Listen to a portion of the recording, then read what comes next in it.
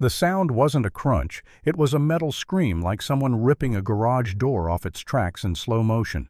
My plow blade jolted, my steering wheel kicked, and for half a second all I saw was white snow and a bright Lexus grille sliding sideways into my lane. And when the driver door flew open, the first thing I heard wasn't, "Are you okay?" It was, "You're paying my deductible, Jake, tonight."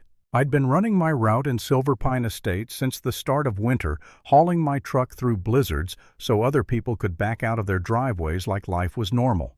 It's not glamorous work, it's cold, loud, and it happens when everyone else is asleep. But it pays my mortgage, it pays my insurance, and it keeps my guys working. Silver Pine is one of those neighborhoods where the Homeowners Association doesn't just manage things, it monitors them. Speed limits, parking, mailbox paint color, the HOA had a rule for everything and a fine for half of it. Most residents hated it, but they tolerated it because they liked the clean sidewalks and the perfect little stone entrance sign. The HOA president, though, that was a whole different animal. Her name was Melissa Grant, and she wore authority the way some people wear perfume too much and on purpose. She talked in bullet points, she loved the word liability, and she acted like her title came with sirens and a badge. That night the storm was serious. Wind ripping across the road, snow stacking up faster than I could move it, visibility so bad it felt like driving through static.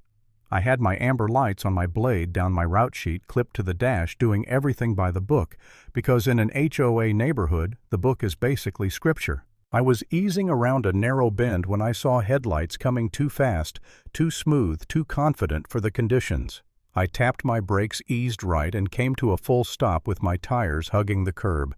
There was plenty of room for her to pass if she took it slow. She didn't. The Lexus fishtailed, corrected, then slid straight into the front corner of my plow. The impact wasn't huge, but it didn't need to be. Plow steel doesn't bend gently. It bites. I threw my truck in park and climbed down into the wind boots, crunching on that slippery mix of snow and ice. The Lexus door swung open, and out she stepped, perfectly coiffed hair, expensive coat, and that look people get when they're already writing their own version of the story. Melissa Grant. She didn't even glance at the road. She pointed at my truck like it had personally offended her. "You were in my way," she snapped. "You people think you can just do whatever you want in this community." I stared at her, the snow stinging my face, the absurdity of it hitting me right in the chest. "I was stopped," I said. "My lights are on. You slid into me, too." Her lips tightened. "My deductible is $1,000. You will be paying it. If you don't, I'll make sure this neighborhood never hires you again." Then she did that thing, the one where Karen types think the universe is a customer service desk. She pulled her phone out and said loud enough for the wind to carry it, "I'm calling the police. And the board." "Fine, call them." But while she was making her dramatic little phone call, I was doing what I always do when something smells like trouble. I documented everything. Photos of my truck position, the tire tracks, the skid pattern, the angle of her car, the bend, the snowbank line, my flashing light bar, the timestamp on my dash cam. Because snow erases evidence fast. And people like Melissa, they erase the truth even faster. Officer Reyes showed up 20 minutes later, bundled up, calm, already tired of the storm and whatever argument he was about to walk into. Melissa rushed him like she was the one dispatching him. "He hit me," she said. "He was reckless. He blocked the road. He should be arrested." Reyes didn't react. He just looked. He checked the road width, followed the skid marks with his flashlight, took a quick glance at my dashcam screen when I offered it. Then he looked at Melissa and said, "Ma'am, you were driving too fast for conditions. This is on you." The way her face changed, it was like someone yanked the plug on her confidence. "Do you know who I am?" she barked. Reyes blinked once. "I know the weather doesn't care," he said. "And neither does the law." He wrote his report, gave her the citation, and told us both to exchange insurance information. Melissa snatched the paper like it was contaminated. "This isn't over," she hissed at me, and she meant it. I didn't have to wait long. The next morning, I'm back in the truck, coffee in the cup holder, trying to catch up because the storm didn't pause for anyone's ego. My phone buzzes with an email subject line that made my stomach drop. Emergency board meeting, contractor conduct. Emergency over a fender bender she caused. A minute later, another message comes through, short and cold. "If you want to keep your contract, settle this privately. Pay my deductible." today. That's when the anger hit. Not the loud kind, the focused kind. Because it wasn't about her bumper. It was about control. She wanted a tax for daring to exist in her orbit. Still, I'd be lying if I said it didn't mess with my head. Not in some dramatic, who am I way, more like a practical punch to the gut. I sat in my truck watching the snow pile up and thought, if I lose this contract, my winter's cooked. My guys lose hours. My insurance rate spikes anyway, and she knows exactly where to squeeze because she thinks I'll choose survival over principle. I actually opened my banking app, stared at the numbers, did the math like a man trying to decide what kind of pain he could afford. And then my dashcam auto-saved the collision clip again, that little icon blinking like a reminder.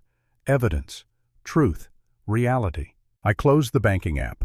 If Melissa wanted a fight, she was getting a fight, just not the kind she was used to winning. The board meeting was in the neighborhood clubhouse.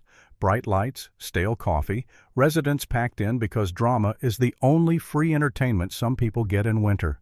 Melissa sat at the front table like a judge gavel in hand, Lexus photos on a projector screen like she was presenting at a trial. She spoke in that polished, performative voice. This contractor created an unsafe condition, she said. Our community cannot tolerate this level of risk. I raised my hand. She ignored it. I stood anyway. Melissa, I said you hit my plow. The police report says you were at fault. Her eyes flashed.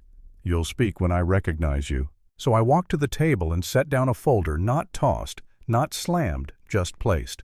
Police report printed clean. Photos in order. Route log. Dashcam timestamp. My contract with the HOA highlighted where it said I had full authorization to be on the roads during storms.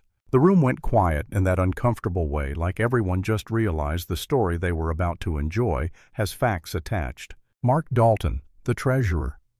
A guy who usually looked like he'd rather be anywhere else, leaned forward and read the report. Melissa, he said, this says you were cited.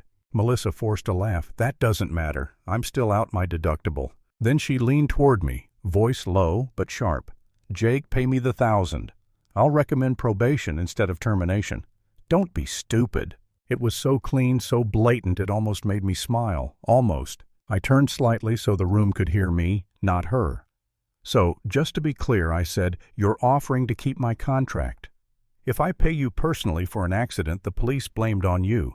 Her head snapped up. That is not what I said. But it was exactly what she said. A few residents started murmuring. I saw phones come out, screens glowing.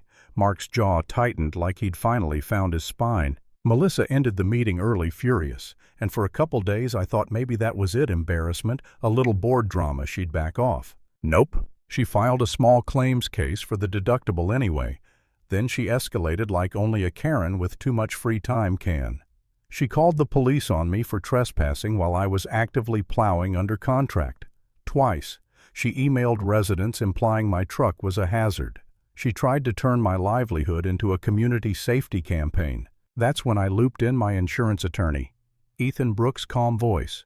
No nonsense. The kind of guy who hears threats for a living and doesn't flinch.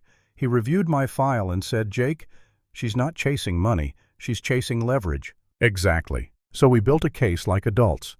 Every email saved, every call logged, every false report documented. Every time she used HOA resources to push her personal demand, we tracked it. Not with drama, with paperwork. Small claims day came fast. Melissa showed up, dressed like she was attending an awards show, carrying a folder like it was a weapon. She told the judge I blocked the road, hit her vehicle, terrorized the community. She said liability so many times I thought she might start charging rent for the word. Ethan didn't raise his voice once. He handed over the police report, the photos, the dashcam clip, the citation. Then he asked one question, simple and deadly. Ma'am, if you believed you weren't at fault, why did you pay the ticket? Melissa opened her mouth, closed it, then tried to pivot. That's irrelevant. The judge looked at the paperwork again, then looked at her. It's not irrelevant, he said, and your claim is not supported. Dismissed. Melissa stood up so fast, her chair squeaked. You can't do this, she snapped. Then she pointed at me, right there in court. I'll make sure you never work in this town again. The judge's face hardened. Sit down, he said. Threats in my courtroom are a poor decision. That should have been her rock bottom. But the real drop came after. Because once the case was dismissed, the board finally stopped pretending this was just an unfortunate incident. Mark called me 2 days later, voice tight. We pulled the records, he said. Melissa used HOA funds for legal nonsense related to her personal claim. And those police calls, she wasn't reporting safety, she was reporting you. They held a vote. Closed session. No drama, no speeches, just the boring official kind of consequence Melissa never thought applied to her. She was removed as president. And the last time I saw her, she was standing in the clubhouse parking lot yelling into her phone, snow swirling around her like the universe finally matched her mood. No gavel, no crowd, no authority, just a woman learning the difference between power and permission. I got back in my truck, clicked on my amber lights, and rolled into the storm like nothing happened, because the work was still there, the roads still needed clearing, and her title couldn't change reality anymore. Paper beats pressure every time.